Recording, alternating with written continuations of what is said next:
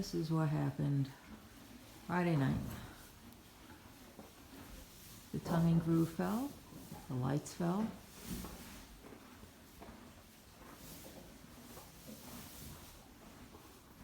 And these stalls were occupied by horses.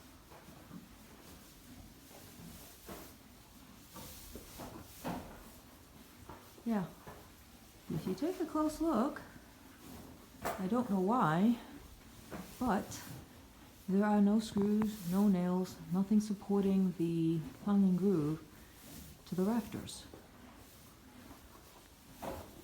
Nothing.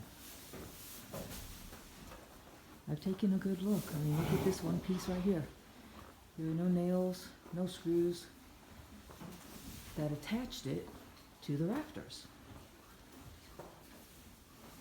Who the fuck does that? Do these guys not know what the fuck they're doing?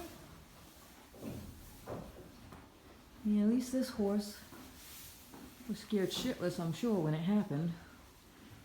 But this one, poor Pip was in this stall. I mean, what the fuck? I'm surprised none of them got injured or had fucking heart attacks. I mean, look at this. What kind of craftsmanship is this? Huh? What kind of craftsmanship is this shit?